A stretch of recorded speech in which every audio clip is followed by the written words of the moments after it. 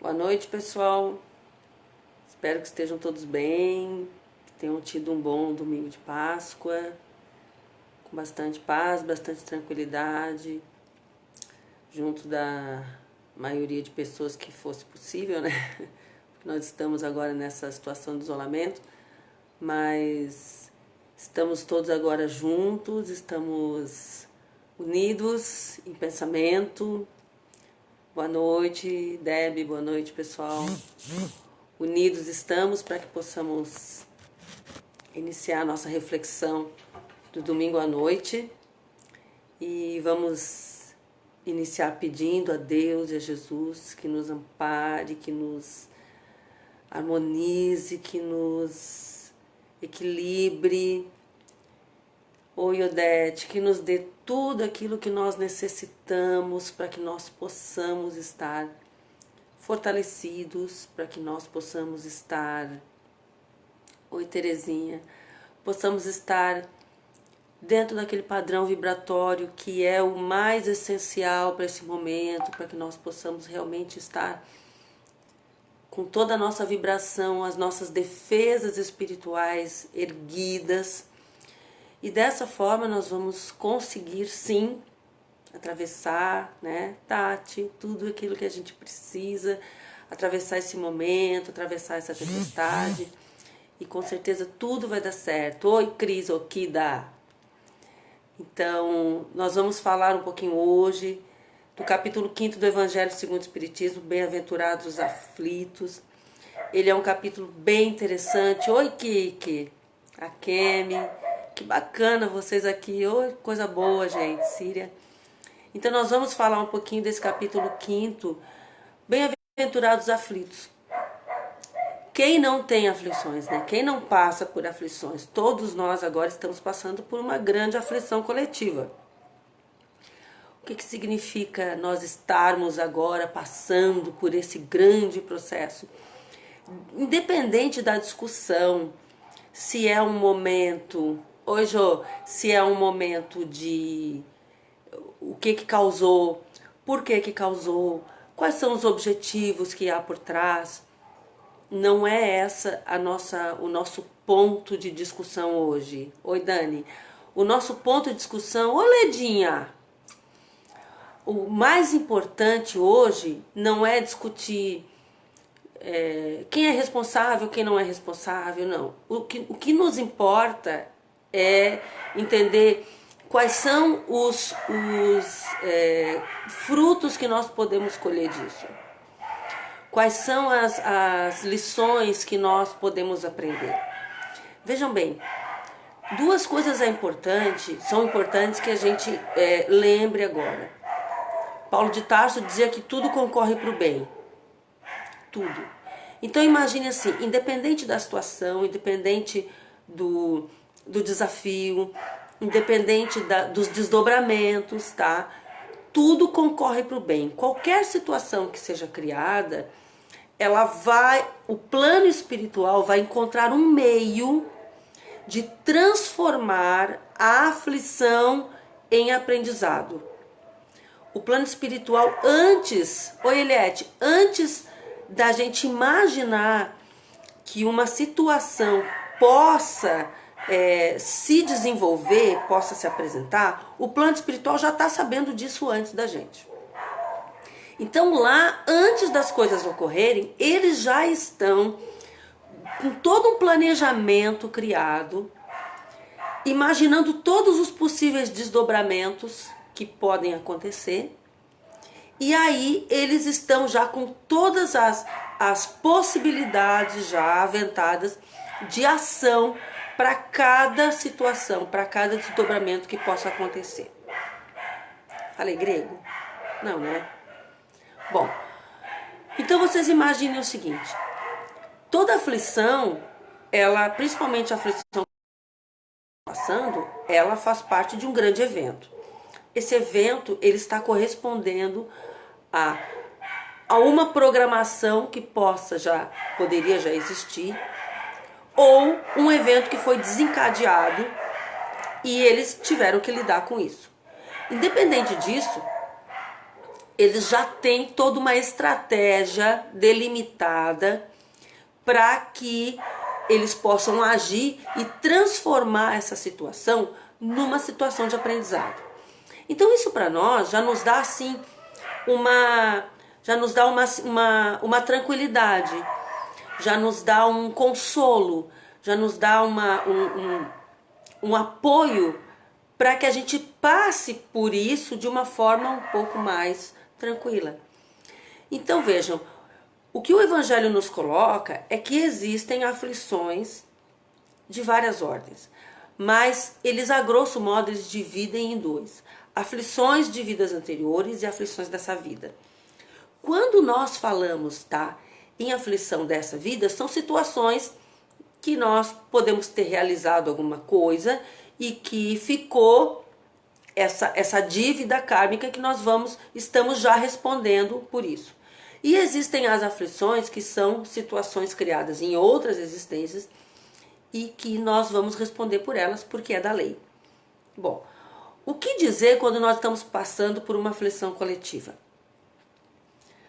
O nosso planeta ainda é um planeta de provas e expiações. Ainda é. Estamos numa transição, mas ainda não somos planeta de regeneração. Nós estamos na transição. Então esse frigir, essas aflições que nós estamos vendo, elas funcionam como se fosse uma grande peneira que está sendo sacudida para averiguar quem são as pessoas que realmente têm perfil para o planeta de regeneração. Então é como se o planeta fosse passar agora por uma prova, por um grande teste, e esse aqui que nós estamos presenciando é um deles. É um deles. Porque ninguém aprova um estudante para uma série seguinte com um único teste. Nós precisamos de vários testes. O fato de nós estarmos passando por provas coletivas, ele é um sinal de que o nosso planeta está ainda sendo povoado por espíritos rebeldes. O Evangelho nos diz que as moradas de provas e expiações, elas são destinadas a espíritos rebeldes, Então, se nós estamos morando aqui, se nós estamos encarnados aqui, é porque nós ainda somos espíritos muito rebeldes. Quando eu digo nós, somos nós a população, nós a humanidade. Uns são mais rebeldes, outros são menos. Mas de qualquer maneira, todos nós estamos submetidos a provas que são muito semelhantes. Então a nossa rebeldia, ela varia em níveis, mas não são tão grandes assim, tanto que nós estamos todos submetidos a eles.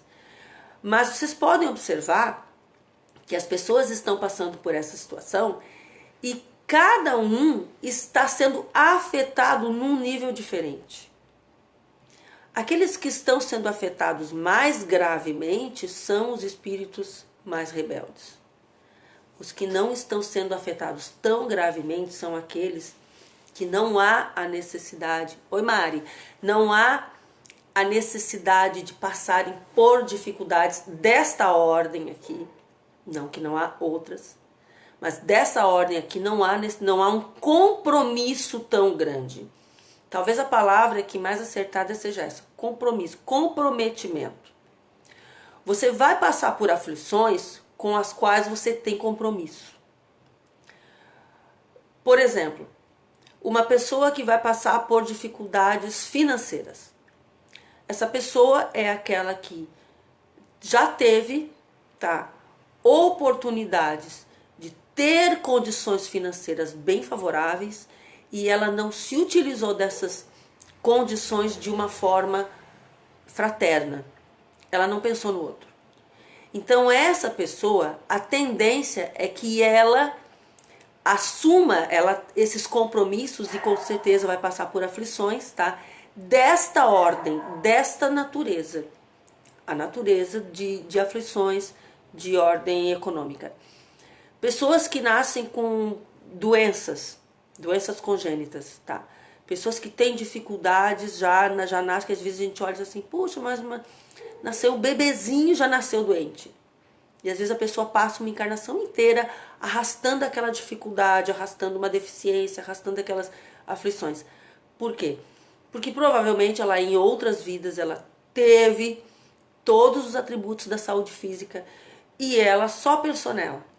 Ela não, em momento algum, ela olhava para o lado, tinha uma preocupação em utilizar aquela saúde em benefício de outras criaturas.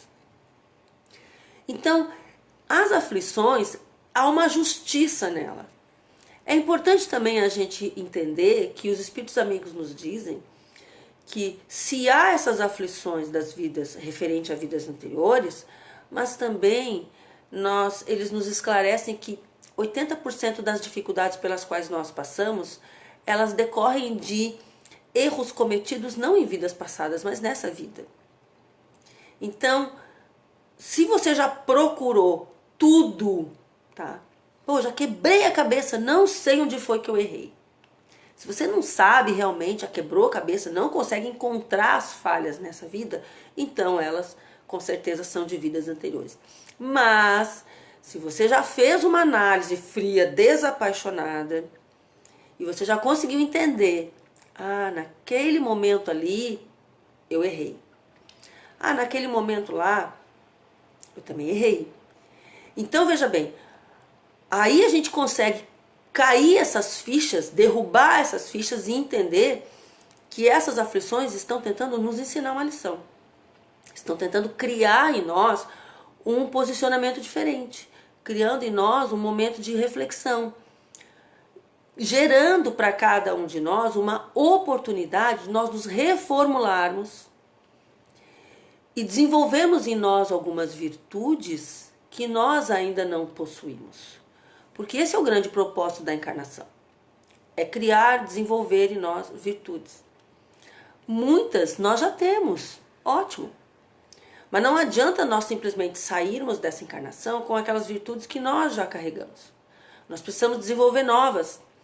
Porque o nosso objetivo, o objetivo que o plano espiritual tem conosco, é criar em nós uma educação integral. É que nós um dia seremos espíritos puros, espíritos que nós vamos ter todas as capacidades desenvolvidas. E nós só conseguimos desenvolver essa capacidade através do contato com o outro. É irônico isso, né?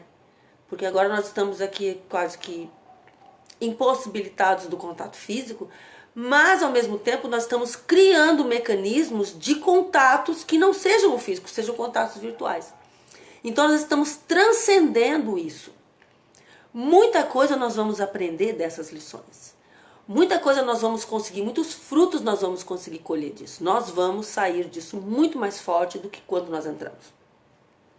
Muito importante a gente compreender que todo problema quer nos ensinar algo.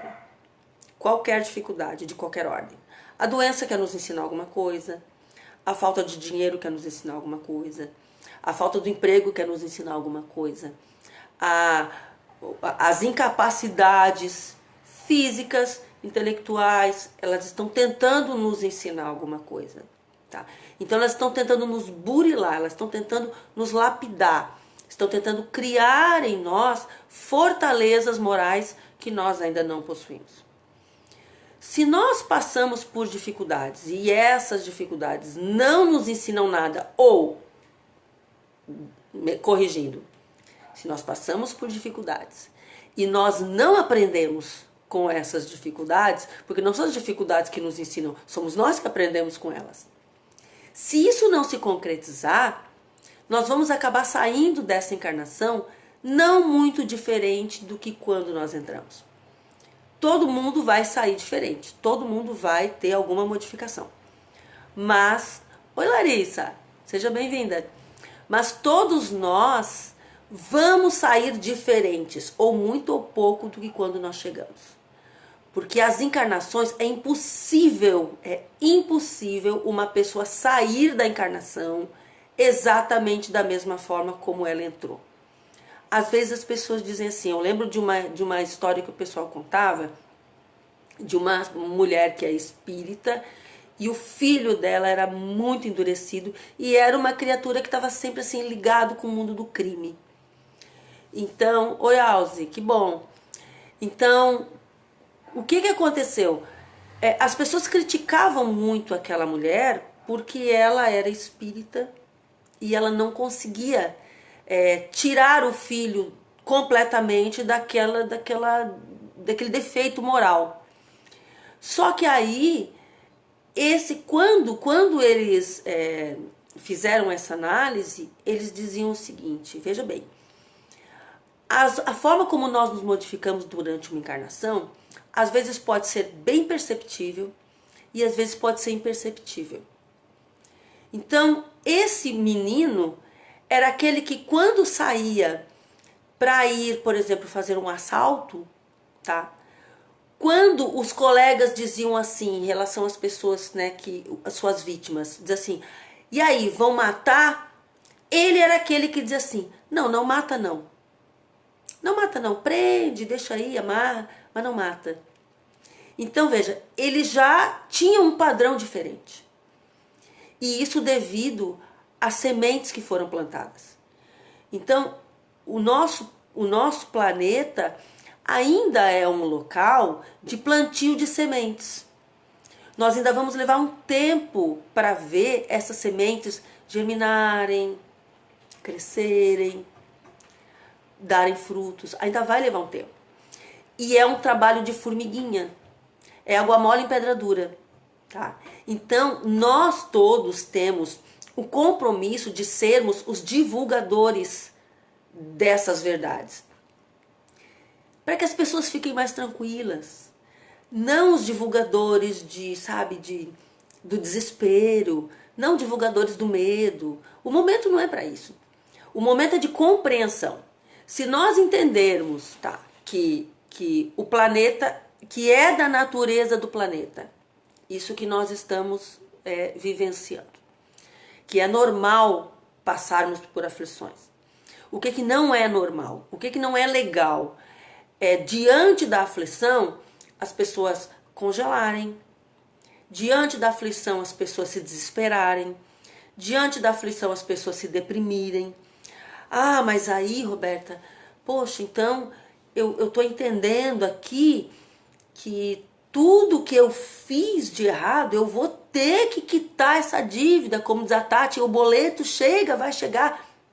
Vai chegar. Mas esse boleto, gente, ele é parcelado. Deus não vai nos mandar algo que nós não tenhamos condição de cumprir. Ele não vai fazer isso. Você daria a um filho seu uma tarefa que fosse acima das forças dele, acima das possibilidades dele? Você faria isso? Com certeza não, né? Então imagine Deus, que é a perfeição absoluta, que é o amor supremo, que é a bondade suprema. Ele jamais nos daria uma tarefa que ele sabe que iria nos sobrecarregar demais. Ele não faria isso. Então, o que ele nos envia, o que ele nos manda, são tarefas que nós temos sim condição de cumprir, que nós temos condição de desempenhar. Então, e tem mais outra coisa. Além dele medir as nossas possibilidades, além dele muitas vezes parcelar, né, essas dívidas, né, para que a gente possa quitar de uma forma tranquila, ele ainda nos dá a oportunidade de transformar esta dívida de dor numa dívida de amor.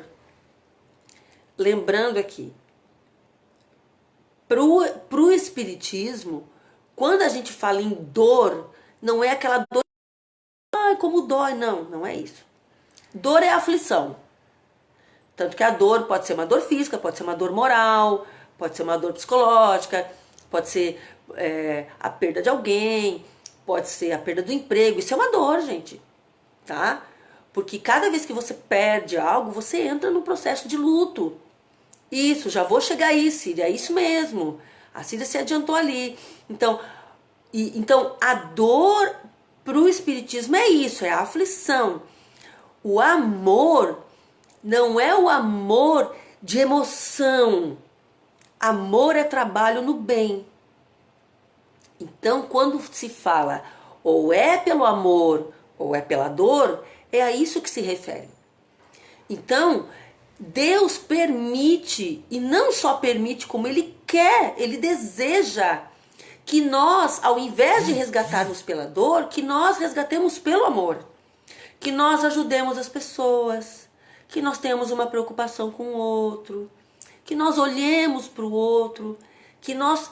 Porque qual é a melhor forma, ou talvez a única forma que Deus tem de ajudar quem está encarnado? É através dos próprios encarnados. Ele nos ajuda uns através dos outros. Então, esse é a nossa grande tarefa. Às vezes a gente pensa assim, a gente tem que estar no mundo para ser um grande missionário. Gente, esse tempo dos mártires já passou. Acabou, não existe mais isso. Nosso compromisso é compromisso de tarefeiros. São pequenas tarefas que nos cabem e nós, nos unindo, a gente consegue atingir pontos muito mais altos, atingir muito mais pessoas e conseguimos aliviar muito mais dores, muito mais. O que a gente consegue fazer individualmente é muito pouco. Nós temos muito pouco alcance. Então, o que os espíritos amigos nos ajudam, conseguem porque eles estão sempre em grandes falanges, em grandes grupos de socorro, ajudando a todas as criaturas. E nós podemos fazer isso. Nós temos essa capacidade também. Nos aliar a pessoas que são do bem, nos aliar a criaturas que têm boas intenções, que têm preocupação com o outro. A gente tem que se afastar daqueles que são mal intencionados? Não, a gente não precisa se afastar deles. Veja bem, não é um afastamento físico. É um afastamento de não nos aliar aos propósitos deles. Você pode estar vivendo do lado de uma pessoa mal intencionada e não se aliar a ele. E estar aliado com pessoas do bem. Entende? É diferente.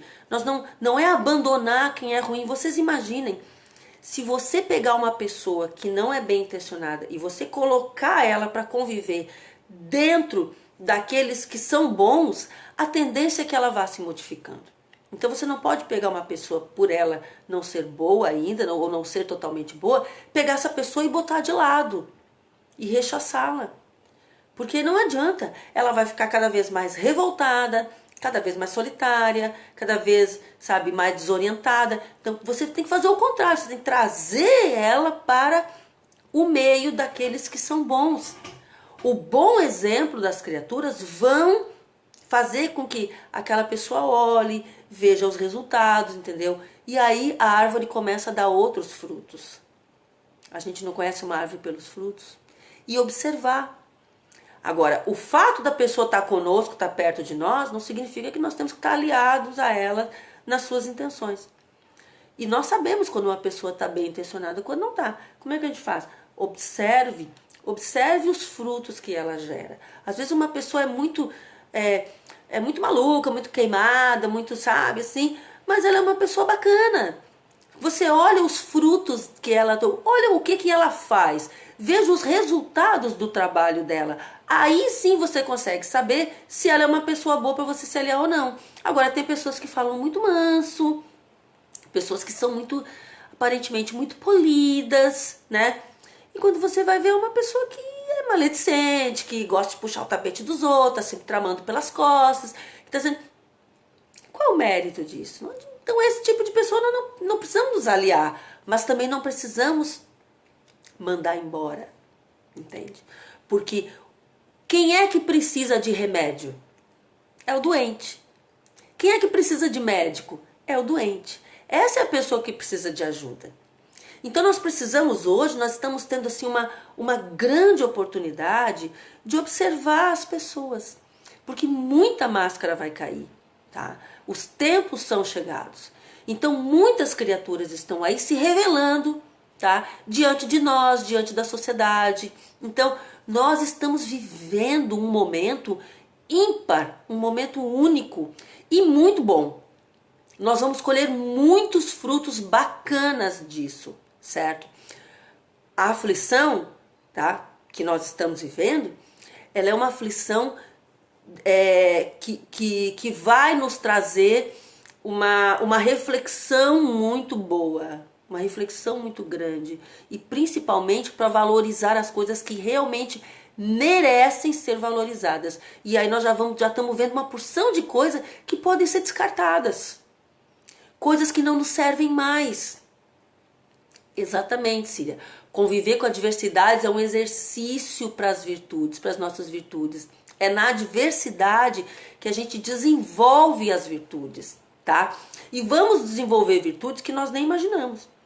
Quando a gente perceber, tá? Nós já estaremos vivendo num ambiente virtuoso sem nem ter percebido essa transformação. Então, essa transformação é algo que tem que começar com cada um de nós. Não adianta nós vivermos uma ilusão de que nós vamos conseguir transformar o outro.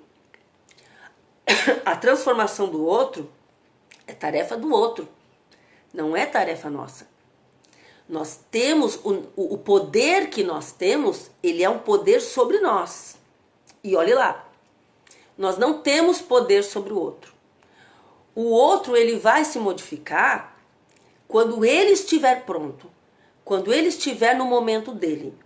Então, o André Luiz já diz que nós não devemos exigir do outro que o outro não pode oferecer.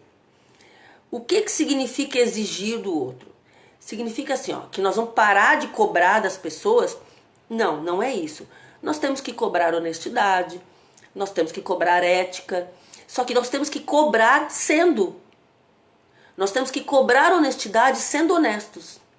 Cobrar ética sendo éticos. Isso, Dorilda, querida, tempo de muita reflexão, muita reflexão. Nós só podemos cobrar do outro aquilo que nós formos. Vocês imaginem uma pessoa que aponta o dedo para o outro cobrando algo que ela não faz. Então, é muito difícil.